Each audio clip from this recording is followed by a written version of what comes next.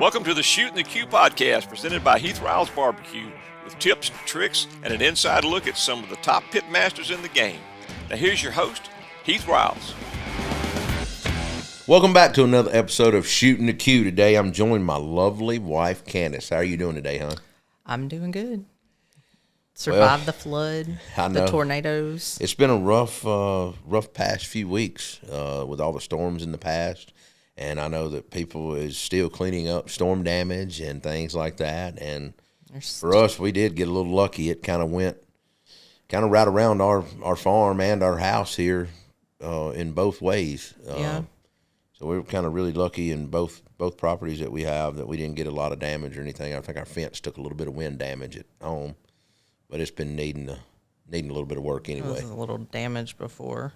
Well, you know how those gates can be. I think whoever built that gate did not use the proper hinges that they should have. But now we're getting it fixed like it should be. Well, now there's a lot of flooding going on. I know. Not in our area, but near. I know. Kentucky, specifically, I've seen a lot. I know. Seeing all the pictures of the distillery kind of underwater, Buffalo Trace and all that kind of stuff, I wonder what it's going to do for the price of bourbon coming up. Oh, gosh. It's already I guess it'll high. make those bottles of Pappy that I have and maybe those Weller and E.H. Taylor and Blanton's worth a little more money. I don't know. My problem is I'm sure we're going to open them and drink them. You mean the bottles I have? Yeah, that's right. You have. They're all yours, baby. Well, I purchased a lot of them as you gifts. You did buy me a lot. You have. My investment. Your investments. Get some I think you return. only made one true investment, was that bottle of Igarrare 17. What do you mean? I mean, that was a pretty pricey bottle. It took you 6 months to even get that bottle. It's I've gotten you more than one pricey bottle. Oh, I know, but the we won't Igarrare get 17 into that. is probably one of the best for sure. I have not opened it yet. I need to open it. Is that the one I gave you for Christmas this past Yes, Christmas? It is. It all starts to run together after a while. I know. Well, talking about running together, I hope you're ready for barbecue season because it is right around the corner. Starting next week is the week of Southaven Springfest. So It's going to be a little different this year, I feel like. A lot of our friends that are usually around aren't going to be able to be there with us, so that'll be a little bit feeling different, but the cook will still be the same. it will be. We don't cook anything but ribs there anymore and really turn in sauce. I don't do the KCBS side anymore and don't do hog or shoulder really anymore.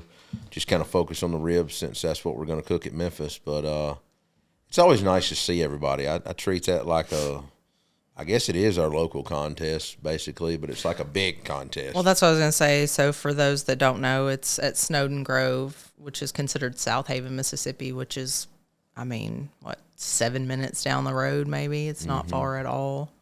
And like you said, it's MBN and KCBS, so you can cook. There were years when we cooked them all. I don't miss those years. There was one year where we won them them both. That's true. Which was a very good year. That was pretty cool feeling. It was a very cool feeling. But I guess what kind of makes it different from other contests, like you were saying, it's kind of our hometown. I don't know. I don't want to say hometown for you because you're not technically from Cooked, here. right? But all of our you live here friends now. come out. Yeah. People that we hadn't seen forever, you know what I mean? And just really people we see once and twice a year at those type of events. Just kind of the spring event. We hadn't seen anybody since really summertime. Of last year. And so people that get out there in these events, we start running the country and doing other places after Memphis in May, of course, and vacations and things. So we don't see everybody all the time and as busy as we are. So Springfest is kind of like that local watering hole, as I like to say. Everybody comes up. Everybody wants to crack open Usually ice turns cold into beer. a water hole. It is. It does. It used to turn into a severe water hole with all the rain, but they've paved it, years But back. that parking lot's still going to be, it's not really a parking lot, but parking field turns right. into a pretty big mud hole. So what she's talking about is the pecan orchard where they allow all the teams to park. And so if it's rained and usually... They allow other people to park there too, not They just do. teams. Well, usually in April, we get a lot of showers around here, right? April showers bring May flowers. That's what they always say. Yep. And usually here, it literally rains a lot in April. So So Springfest is always one of those contests when I was cutting my teeth years ago that you would spend all day on a Sunday. They had cart pass, and then you parked on the grass. Well, everything was so muddy, and like Candace said, there was years that water was halfway up my, below my knee and all that kind of stuff, like literally a foot of water in a booth. I remember standing at Springfest on a Saturday morning and a tornado came through. Yep, watching it in the horizon. I remember hailing golf balls. Yeah. And so with all that said, they finally paved the park. And so it is raining, but the water's kind of just washing down the pavement. But I have spent hours washing mud off of cookers and cleaning equipment and trailers and trying to let it dry after that, and tents and everything, and then fighting mold and everything else because it, got put up wet and things like that. It's just not having to deal with that anymore, I'm more than fine with. And it's hard for me not to cook a contest that's on pavement anymore because I don't like cooking on the mud and grass anymore. Yeah. So how many years have you competed at Springfest? Ooh, since I have not missed a contest at Springfest since 2007. That's a while. So, yes, it has been a while. That was kind of my first MBN contest was there. And so Southaven will always be kind of special to me. I don't want to say that I'm grandfathered into a spot, but they put me in the same spot every year to kind of the top up there. And the lady always calls, Brenda does, every year and go, okay, who do you want around you? Because I've got 40 applications here that people that want to be around you. And I'm like, look, I'm going to put that off on you. You put everybody where you want them at. I don't want to dictate one or the other to make anybody upset. But she called earlier this week and asked me actually who wanted to be around me.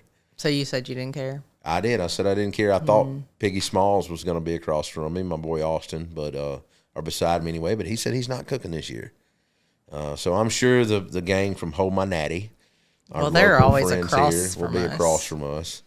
And then there's other teams coming in from out of town that some of our sponsor teams and things like that will be stacked up and down the rows behind us and in front of us. Yeah. So it's always a good time. But talking about that, I've been doing some practicing for Springfest. Yeah. So are you changing anything from what you've done in the past? Maybe a little bit.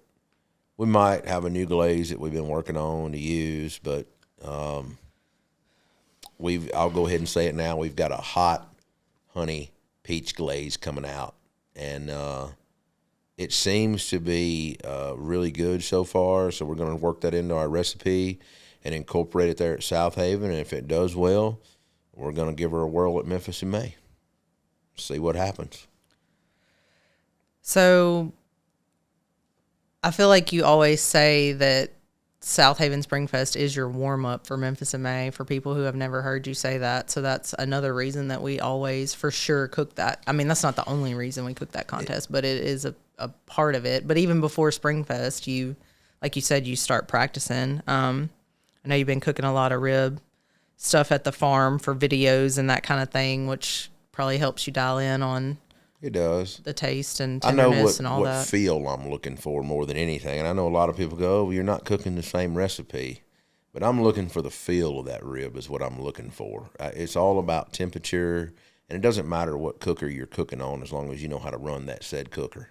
Of course, at the contest, we cook on a stick burner. We cook on an outlaw smoker and over hickory wood, and that's what I like.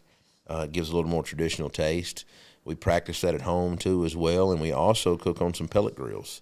One thing that I have found at Memphis in May that's really helped me over the past couple of years, I've used a pellet grill to hold my ribs in between judging after we set the sauce and all that, and at a lower setting at about 170, 180 degrees, and we turn that pellet grill on. It don't burn me up when I'm handling that rib. If I leave it on a hot pit at 250, 300 degrees, it's kind of too hard for me to handle it, and it's also too hot for the judges to eat.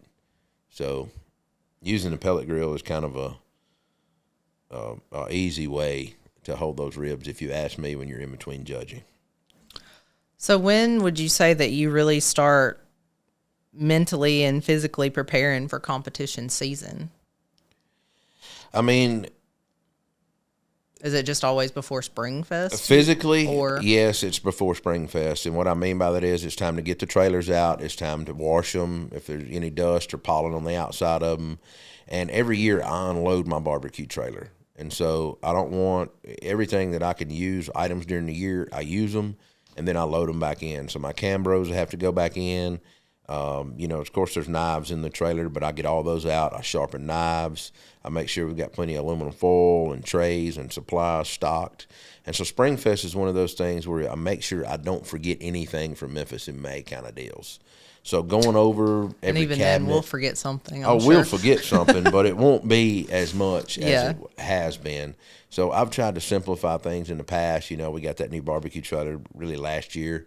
And cooked out of it. And I haven't seen it since. And I know you had. You've seen it once, Memphis in May, and that was it. I mean, honestly, I haven't. We don't cook a lot of contests anymore. Yeah. So after Memphis, we don't generally cook any contests anymore.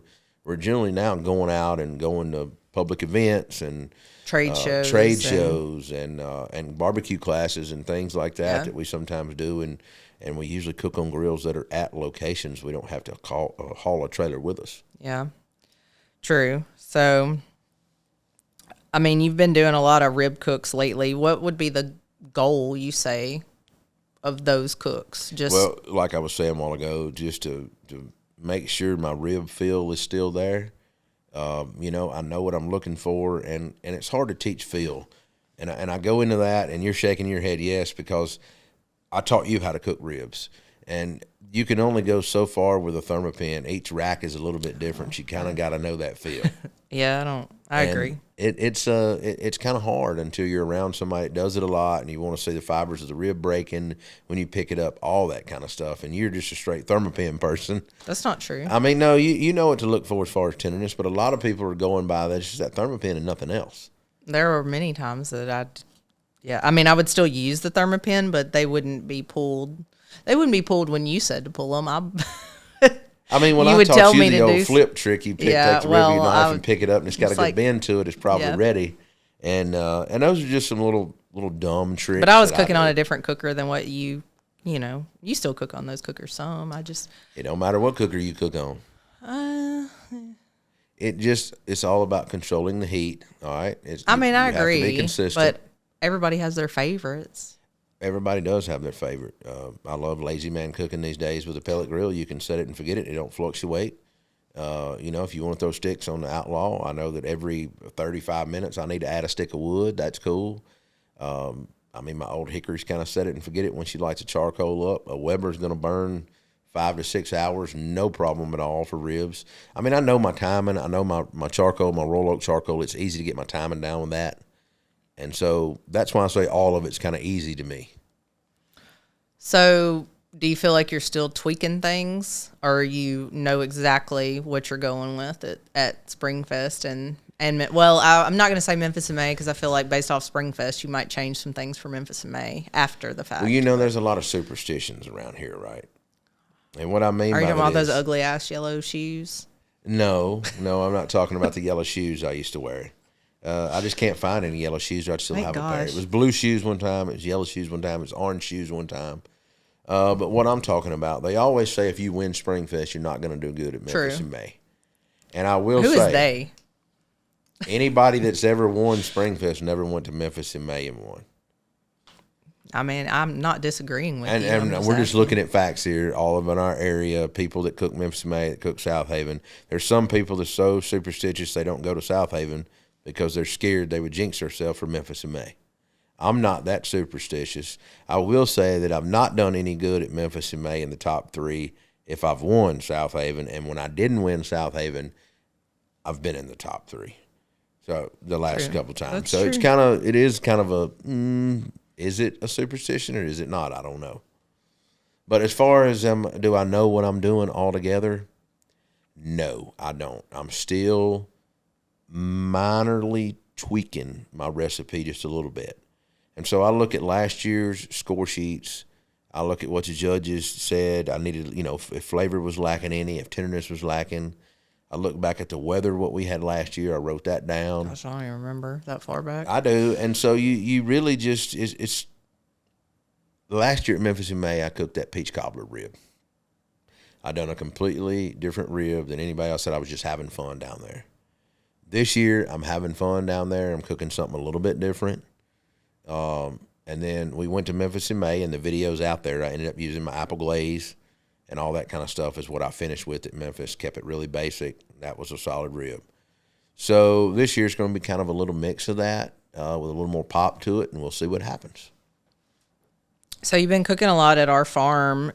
How does that environment help you stay dialed in, or does it? Really just having all my stuff there now that it don't get messed with, like at home. How would it get messed with? Well, I feel like the kitchen at the farm is more set up for me. I know right where everything's at. It's designed for me to cook. That's how I set it up. And so I don't know. It is definitely not organized for me. Well, it depends on what you call organized or not. Thrown in a drawer. We know that you don't cook much, so it don't matter. And I do have a junk drawer in front of me that I keep anything that I would need, from a thermometer in it to a few knives there, a few long blade slicer knives, tweezers, just little odd stuff in a drawer right in front of me where I stand to shoot video at. Well, I would just like to say, in my defense, you cook all the time, so there's not a need for me to cook, because when I do cook, you tell me everything I did wrong. Not only everything. And it's just not even worth it. So you just cook. Just to clarify, I ask about your techniques, where you learn that from, and what you're trying to accomplish. And a lot of times you go, I'm just doing it. Well, what are you doing? Why? Who taught you that? Because your mother didn't cook. She's not a cook. Your dad's more of a cook. So I'm wondering, I know your dad don't do it that way. Where did you learn that from? Why you shouldn't be questioning me if I'm cooking you something. You should just be thankful I'm cooking. I'm very thankful for you, honey, but it's not for your cooking. Well, sometimes I'm not thankful for yours either. It's not always as delicious as it seems. Well, sometimes, yeah, I'm not a chef. I'm a screw up. I'm just trying to create awesome flavors. They're a little bit different than anybody else, and I try a lot of stuff. And yeah, you do get to eat stuff that don't turn out 100%. Well, even the stuff that, like, in your opinion, it might be 100%, but our tastes are very different. Oh, our taste buds are totally different. Which is fine. I mean, if everybody's you hate different. It's going to do great with the barbecue judges. If you hate it, I don't like sweet meat. I can't change that. That's just my personal preference. I like a savory piece of meat, no matter what kind, whether it's chicken, steak, pork, fish. Just like you'll put honey on your fish. I don't like that. Don't put honey on my hot fish. honey glazed salmon or something like that. I don't like that. That's not my vibe. Sweet is for dessert, which is, I can bake things. I am a baker. You are a baker. And we've talked about this a lot too. You talk about sweets like that, and it's a proven fact. You will save your sweet potato casserole to eat it to the very last of the meal, like at Thanksgiving. Yes, I do. Just because you don't like anything sweet like that. That's correct. Because the sweet potato casserole that we do has like marshmallows and brown sugar and that kind of thing. But now, like, if we cook a roasted sweet potato or something like that, I will eat it with my meal because I don't put the marshmallows and the sugar and all that on it. But I don't know. That's just me. I don't know. That's how God made me. I don't know. Can't help it. Well, he made you very special. So would you say that there's a part of the prep process that you love or hate when it comes to cooking ribs specifically? Well, I don't love anything about the process besides signing an application and all that kind of stuff. But I'm really, how particular I am about trimming ribs sometimes. I was going to say that's probably the least fun. I don't trust a lot of people to trim ribs for me. Mm-hmm. And I need a knife, or 2 knives, and a pair of scissors usually. And I'm very meticulous of how I do it. And a lot of people's going, what are you doing? What are you doing? And I don't know, trying to create more of a uniform rib. And a lot of people get lazy at the end of prep. They don't want to take that extra mile, and that's what's going to make that. You eat with your eyes first is what I tell people. And everybody says that in competition barbecue because you do. If it looks good to you, it's going to eat good to you. So making sure that trim job is precise and everything is nice to where all the glaze and sauce can run off of it evenly and not pool up. That makes a huge difference to somebody that eats with their eyes first. So I do hate that precise prep that goes into it, but at the end of the day, it does pay off when you... Is it as bad as trimming competition chicken? Well, competition chicken for me ain't nothing. Well, that's chicken true. legs, the biggest thing is weighing them out. Trimming chicken legs ain't nothing for me. I mean, Gosh, you chicken haven't done that in thighs, a long time. I mean, they're not that bad. I don't scrape the skin like a lot of people. Yeah. So, kind of going back to Springfest, are you making any changes to your setup or timeline for Springfest? I am my timeline because I can tell you something. For the last 2 years at Springfest, I fired up my cooker late in the morning times.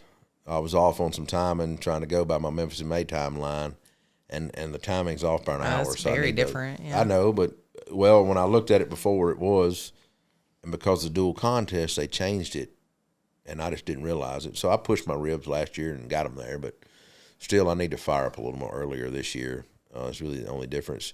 As far as setup goes, I don't take a lot to Southaven anymore. No. Just my small trailer and a couple pop-up tents. We don't cook anything but 8 slabs of ribs and turn in a barbecue sauce on Friday night. So it's not anything that's going to be hard at all. So do you have a favorite or memorable moment from competing at Springfest over the years? I guess winning both of them, we talked about that already, but anything else besides that doesn't involve winning, maybe? That don't involve winning. Yeah, I know there is. There's a lot of great stories at Springfest. We've Some of them are not some of them I cannot tell on appropriately this rated microphone for right this. here. It's not as crazy as it used to be, though, at Springfest at all. It's so laid back now, considering what it used to be.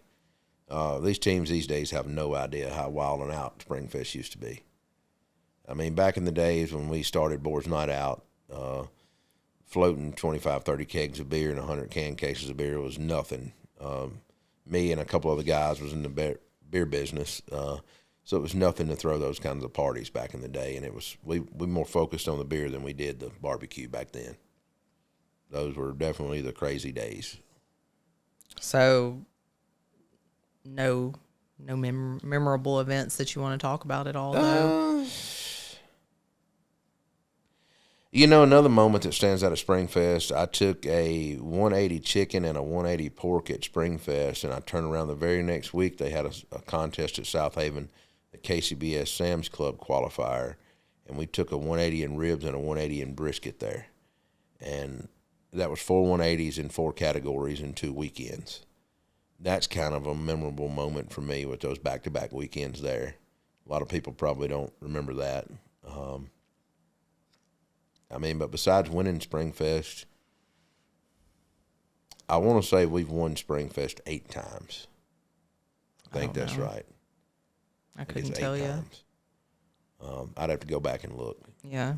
Maybe 7. I may be off on that. I know I have a lot of those trophies, but it's just one of those contests that being from here or living here and cooking 10 minutes down the road there and just seeing all our friends, and it's some of our friends' birthdays that weekend, so they always come out and hang out. They won't be there this year. And have a beer. Yeah, I know.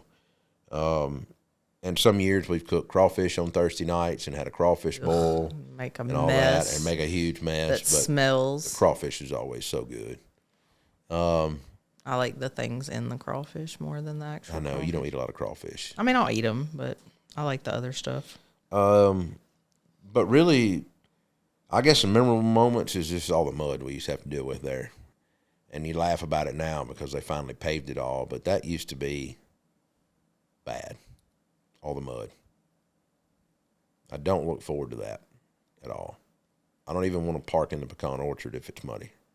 I know, but you still kind of got to walk. Well, you don't have to walk through it, but you can take the longer way. Kind of where we are, it's convenient to park and walk through the pecan orchard, but it's not for a lot of other people, depending on where you are. So what would you say is your favorite part of a barbecue competition besides winning? Getting to see everybody, without a doubt. Just being back in that element of being around all of our friends and peers in the in the barbecue community. And, you know this better than anybody. There's really not a lot of bad people in barbecue. Everybody's there for a good time. I mean, and just barbecue's barbecue for a reason. That's why I've stayed involved with it for so many years. Everybody is always so forthcoming and wants to offer help for the most part, most people. And at Springfest, like I'll hit it on again, with it being local, just so many people we don't get to see throughout the year coming and visiting us, and it's good to see all those people. Yeah. It's like a big family reunion. So how would you say your approach differs for MBN and KCBS competitions, like for overall preparation?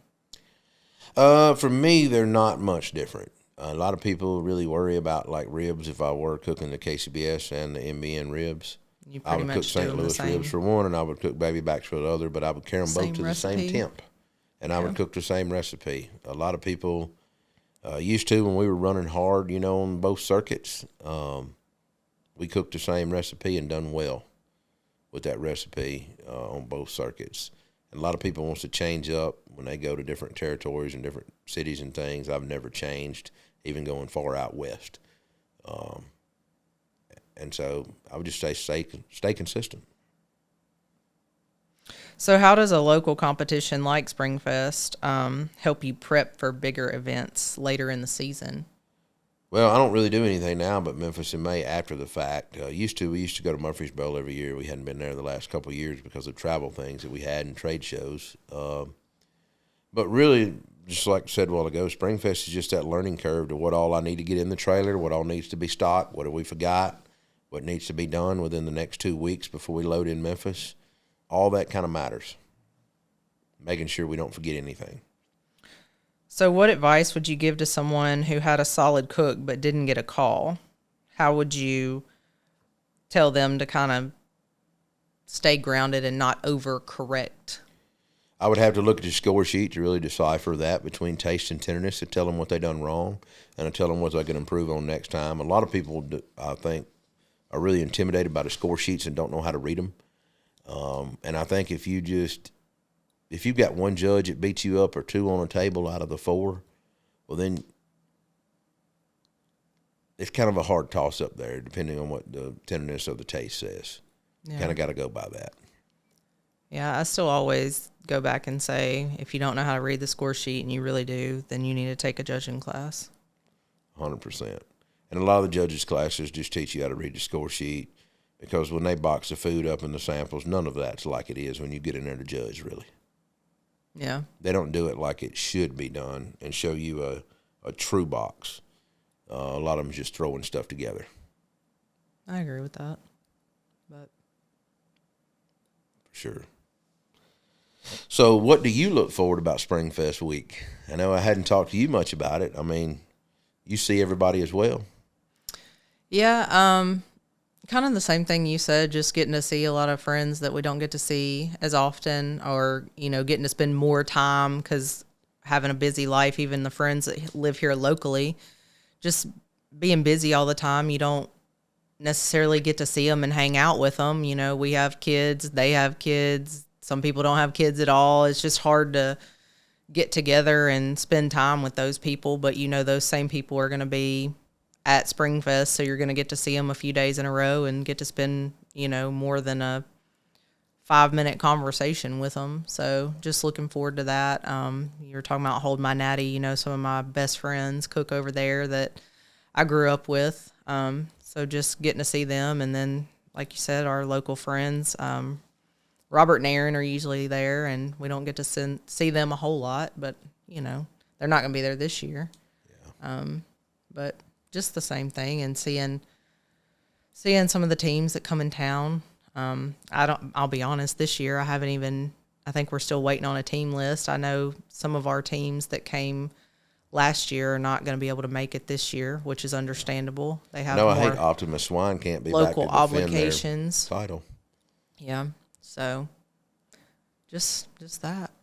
And we don't, in the past we've had some people come in town to kind of help us out and get dialed in, which I know they're not coming for Springfest this year, but they'll be here for Memphis in May. So talking about Memphis in May, what preparations are you going to be making before Memphis in May this year? Oh, Lord.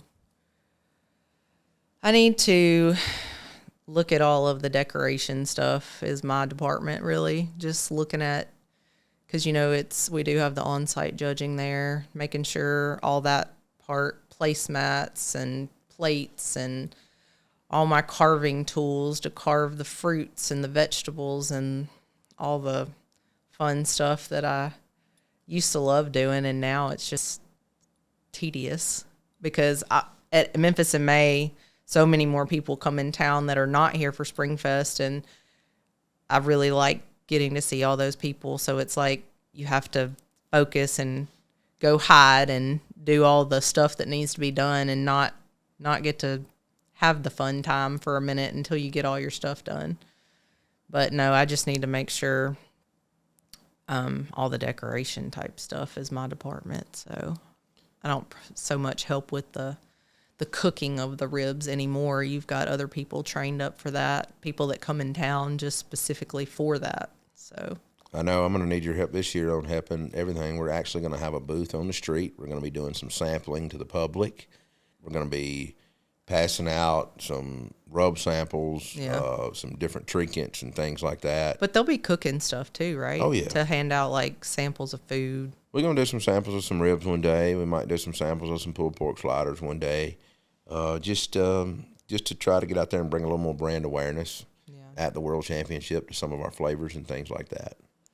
Yeah, I'm excited to see they're having the kids contest there this year. I think that'll be kind of neat. That's something they haven't really, it's newer. It is newer. So I think it happened some last year. Yeah, we've actually going to help do some spices and seasonings for their pantry they're going to hold there. Yeah, because that's a little different this year, right? It is. All that's a little bit different. So it's going to be pretty cool how they do with the kids and things like that.